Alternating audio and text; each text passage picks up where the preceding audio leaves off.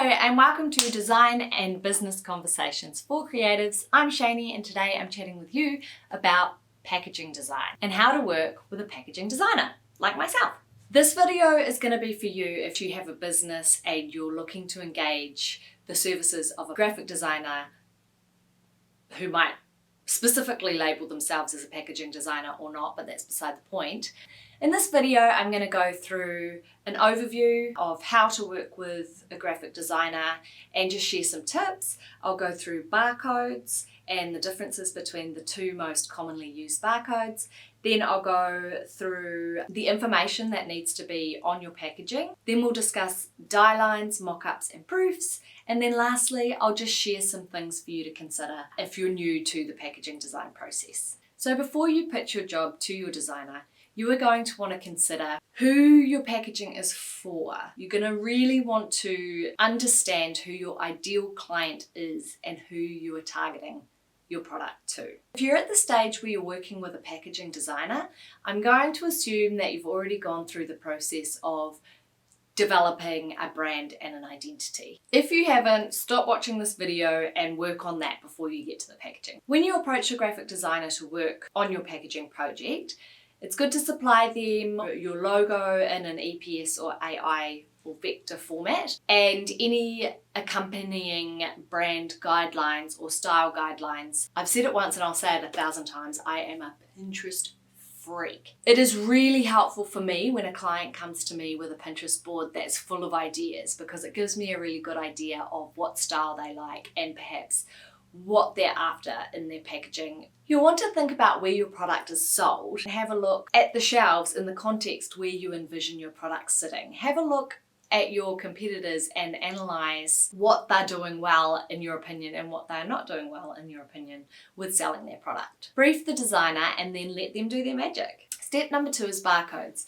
And this is generally the first question I ask my clients. I'm not sure why. It doesn't really make sense for why it's the first question, but I do want to ensure that the client has thought long term about where they want their product to sit. If you have a product that will be in the supermarket or in a pharmacy, or if you're selling to retailers, you will want to consider using a barcode. There are 2 main types of barcodes, UPC and EAN. UPC stands for Universal Product Code and has 12 numbers. UPC barcodes are generally what are used in North America. The other type of barcodes are EAN, which stands for European Article Number, and that barcode has 13 numbers. If you're watching from New Zealand, it's most likely that you'll want to use the EAN barcode. These, of course, are just 2 of many different variants of barcodes. If you visit GS1, you can find out more about the different barcodes and what they're used for. The next thing I ask my clients before I work on the packaging is what information will be going on the packaging. So in different countries, there are different regulations for what need to appear on labels of different products. Using the example specifically of food labels and cosmetic labels. I can't speak for the rest of the world, but I can speak for New Zealand.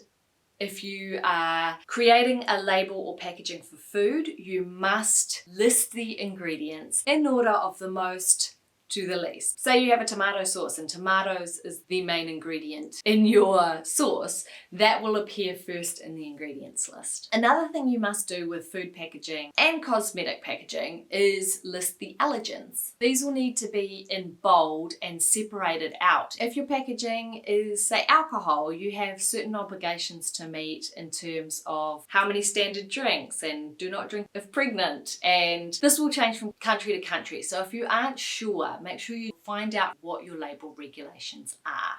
Your designer should have a good idea of these, however, you know your product best, and if you're contract manufacturing a product, the person that formulated the product will be able to tell you all of this information, which then you can pass on to the designer. Another thing that will need to go on your product is the weight. So either the mils or the ounces, fluid ounces, grams, whatever your product is, this will change. You need to have listed on your packaging contact information. And that isn't just a website, you need to go as detailed as having a website, an address. The more information you can get on the product, the better. The buyer of your product needs to be able to contact you, and in New Zealand this is a label requirement, so make sure that you give this to your designer before they start. Not everyone will have the budget to invest in working with a copywriter for their packaging information or the blurb that sells the product.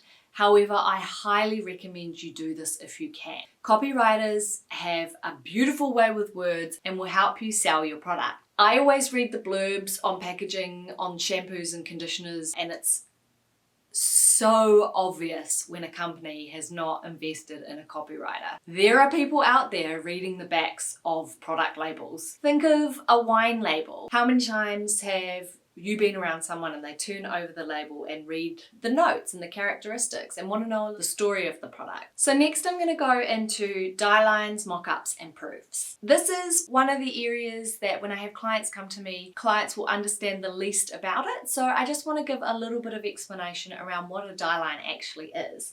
I printed out a blank dieline for you to have a look at. So the process of working with a dieline is either your designer will create a unique dieline for you in your packaging, or if you're working with a supplier, they might have an existing dieline that you will send to your designer. I would say for me it's about 70-30, 70 being the client supplying me with an existing dieline from their supplier, and about 30% me actually making the dieline and coming up with a creative solution to package the product. So how does it get from a dieline into the packaging? This all occurs on the print side. So the printer will have what we call a knife. And a knife is a wooden block with a blade in this outline cut out, which creates essentially a cookie cutter for paper. So the knife will come down and stamp out in a thick stack of paper, which will then create your dieline. I have an example of a dieline which I designed and had a knife made, and then what it looks like when it is stamped out.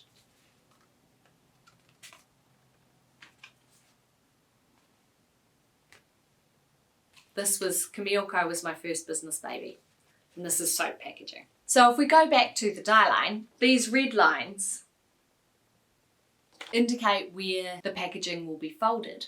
And this outside line just indicates to the designer to bleed the artwork off the edge. So when the cookie cutter comes and stamps out the artwork, there is some leeway for it to move, about 3 millimeters generally. When a designer receives the dieline or makes the dieline, they can then fit the artwork within the dieline and create magic. A packaging designer will be able to think from 2D into 3D. They will understand very well how to get this flat piece of artwork into a nice looking box. For example, this dieline into this box with a front and a top and a bottom and sides. I have some examples of some packaging design that I've created for clients in the past.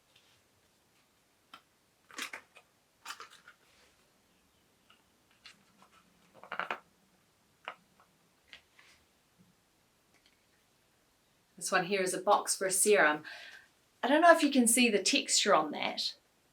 When I'm working with clients on their packaging, I work through my design process, which is probably a whole other video. I present mock-ups to the client, which are just small scale, printed out and mocked up versions of my idea for their packaging. When you're working with a designer on your packaging, specifically if you're working with a third-party supplier that might shift anything around on the artwork before they print it, you're going to want to be sure that you get a proof. A proof is just something that you can glance your eyes over and potentially mock up yourself even to check all the details on your packaging and check that it folds in the way that you want to and it's going to work in its 3D form. Lastly, I'll just share some things to consider, or some things that are worth mentioning that sometimes people don't know about or don't understand. If your product is a cosmetic, it's worth talking to your supplier, or if you're making the product yourself, forecasting whether that product will change in colour or texture over time. Quite often, cosmetics with vanilla fragrance in them will brown over time. If your product is light sensitive, you might consider putting it in an opaque vessel. Or if it's in glass, maybe amber glass instead of clear glass. If you're selling food, quite often people who will be purchasing food products will want to see the food. If not via a window, perhaps via an image. This isn't always the case, and there are definitely products out there that sell well without a product window or an image. But if you think of a loaf of bread, generally you can see the bread. Or if you think of a muesli bar box, they'll generally have the picture of the muesli bar on the packaging. Another quick little tip is this little line here. This is a packaging project that I worked on for a client, and this little line here just indicates to the crimper where the middle of the packaging is. This little symbol here, it's like a little container with 12M in the middle.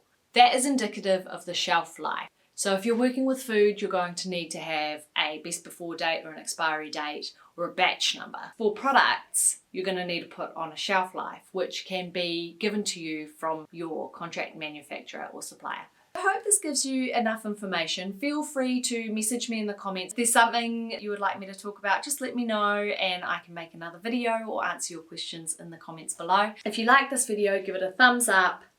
Click the links below to subscribe. Thank you for watching, and I'll see you next time. Bye!